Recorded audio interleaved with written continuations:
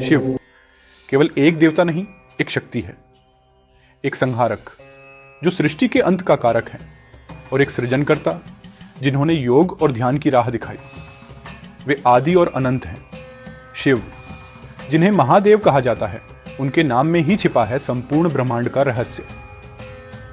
भगवान शिव को समझना सरल नहीं है, क्योंकि वे साक्षात विरोधाभास हैं। वे संहारक भी हैं और कल्याणकारी भी। उनके गले में नाग, शरीर पर भस्म, जटाओं में गंगा और मस्तक पर चंद्रमा, ये सब हमें याद दिलाते हैं कि शिव का हर प्रतीक गहन आध्यात्मिक रहस्यों को समेटे हुए है। शिव के तांडव को संहार की शक्ति माना जाता है, परंतु यह केवल विनाश नहीं है। तांडव का हर नृत्य एक नया आरंभ भी है। शिव का तांडव हमें यह सिखाता है कि जीवन की हर कठिनाई के बाद एक नया अवसर आता है। तांडव प्रकृति के नवीनीकरण का प्रतीक है।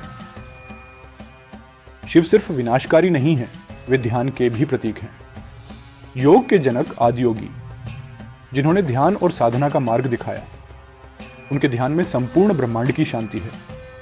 शिव का ध्यान हमें यह सिखाता है कि आत्मज्ञान और आत्मनियंत्रण से ही मुक्ति संभव है। शिव के प्रति श्रद्धा अद्वितीय है। वे केवल भक्तों के आराध्य नहीं, बल्कि उनके साथी और मार्गदर्शक भी हैं। शिव अपने भक्तों से किसी विशेष पूजा या आडंबर की अपेक्षा नहीं करते। वे तो मात्र सच्चे हृदय से निकली भक्ति को स्वीकार करते हैं। शिवलिंग पर अर्पित जल की एक बूंद भी समर्पण का प्रतीक है। शिव का व्यक्तित्व और उनके गुण हमें यह सिखाते हैं कि जीवन में संतुलन और आत्मनियंत्रण आवश्यक है।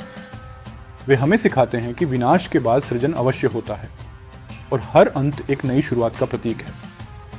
इस यात्रा में हम भगवान शिव के अलग अलग रूपों और उनकी दिव्यता को जानेंगे।